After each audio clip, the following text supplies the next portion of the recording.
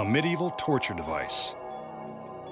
The magician is quite proud of this antique apparatus, and why wouldn't he be? It's an egg-shaped cage made of forged bands of iron. It's empty now, but knowing the magician, this cage won't be empty for long. He calls in two of his assistants who come bearing a small rack.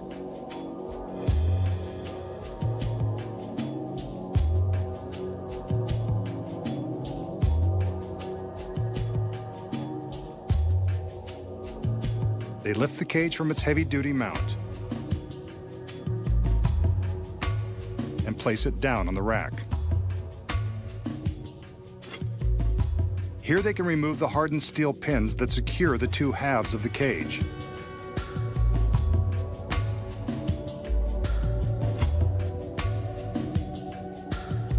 With the front half of the cage removed, we can see how something or someone can be placed inside.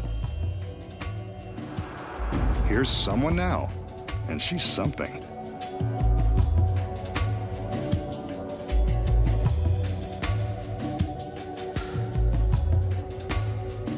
The girl assumes the position inside the back half of the cage, and it looks like there is barely enough room for her to make the tight squeeze.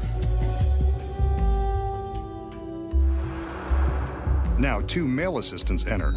As she steadies herself, they replace the front of the cage, trapping her inside. I'm getting uneasy just looking at the situation. The steel pins are replaced, and she struggles to find a comfortable arrangement. There isn't one. The male assistants lift the cage and place it into the heavy mount, along with its beautiful cargo. What happens next is anyone's guess.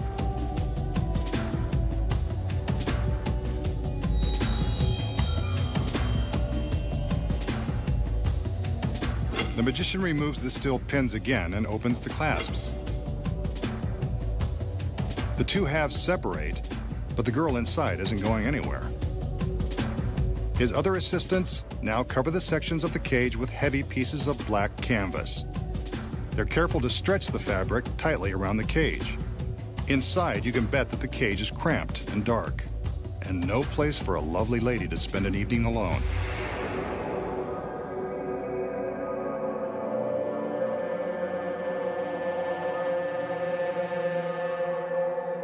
The magician motions for another assistant. This one comes bearing a razor-sharp crosscut saw. Just when you thought this device couldn't get any more torturous.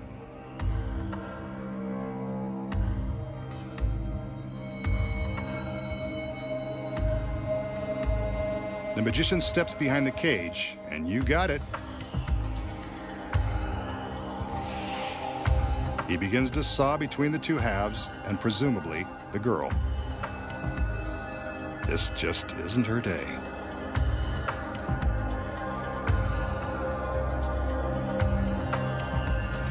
It seems like he's having a hard time of it. She looked like a tough cookie.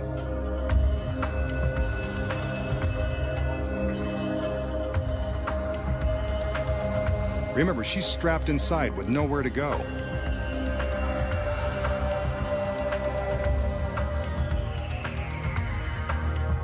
He's made it all the way through and removes the saw.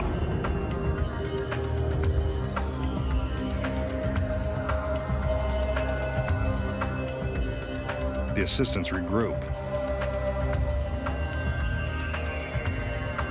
One takes the saw as the others remove the canvas. And there's the beautiful girl in the iron cage. Uncomfortable, but unharmed.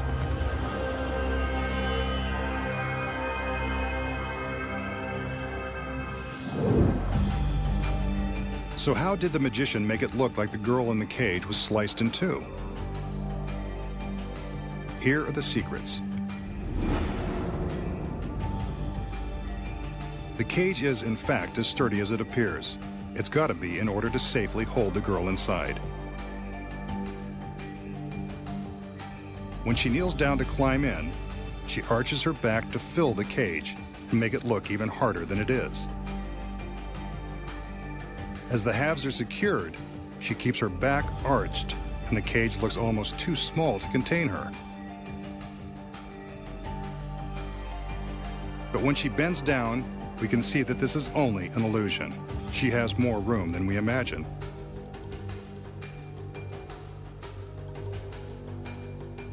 Once the cage is in its mount, the girl has plenty of room to roll over onto her back.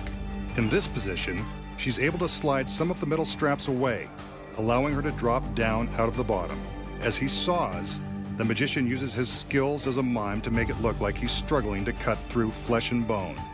In reality, the girl has rotated onto her back, slipped out of the secret metal bands, and lowered herself safely below the path of the saw.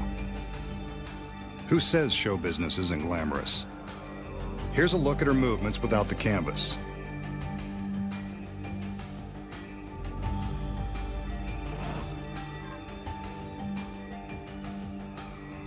See, there are two sections that have been rigged to secretly slide away and give her enough room to slip down. In this provocative position, she's in no danger of being touched by the saw blade as it appears to cut through the gap in the cage. Good thing, because this is a real saw and it does cut close. However, the teeth have been filed down to nothing with a power grinder, just to be on the safe side.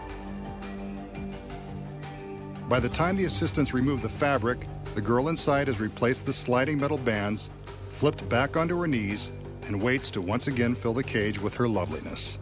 And those are the secrets.